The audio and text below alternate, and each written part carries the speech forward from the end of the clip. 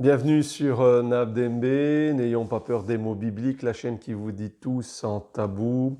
Aujourd'hui, le mot sera métamorphose.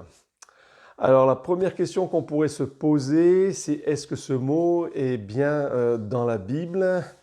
Alors tout de suite, un premier verset qui se trouve dans Matthieu chapitre 17, verset 2. Il fut transfiguré devant eux. Alors ici, il fut transfiguré, on parle bien de Jésus, et le mot en grec qui était employé pour transfigurer, c'est métamorpho. Métamorpho signifie changer dans une autre forme, transformer, être transfiguré.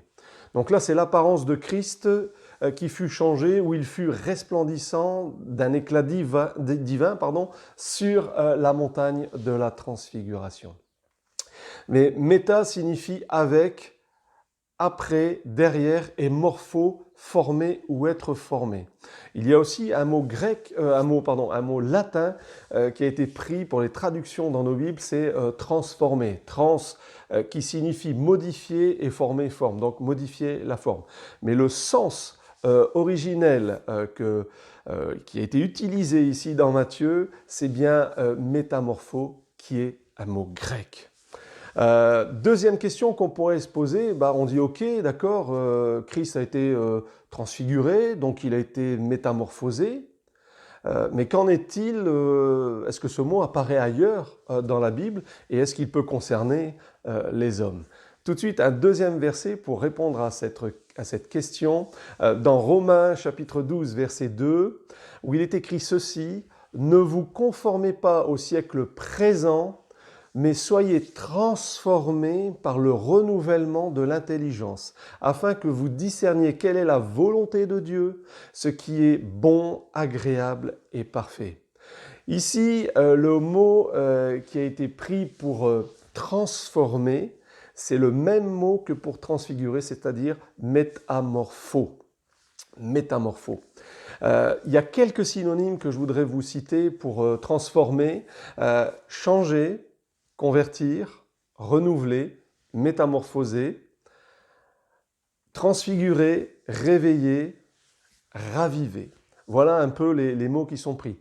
Et ici, quand il est écrit « Soyez transformés par le renouvellement », je me suis intéressé à ce mot aussi, renouvellement, en grec, qui a été traduit par anakainosis. Anakainosis signifie un renouveau, une rénovation, un changement complet vers le meilleur. Je voudrais prendre un dernier verset qui se trouve dans 2 Corinthiens 4, chapitre 16. 2 Corinthiens, chapitre 4, verset 16, pardon. « C'est pourquoi nous ne perdons pas courage, et lors même que notre homme intérieur se détruit, notre homme intérieur se renouvelle de jour en jour. » Donc il s'agit bien ici de l'homme extérieur qui se détruit et l'homme intérieur qui se renouvelle de jour en jour. Ici, le mot qui a été pris en grec pour renouvelle, c'est anakaino. Anakaino signifie causer la croissance, remettre à neuf, nouvelle force et vigueur qui sont données, avoir un nouveau mode de vie opposé à l'ancien état corrompu. En fait, ici, il y a un encouragement pour nous au travers de la parole de Dieu. En conclusion, je dirais ceci.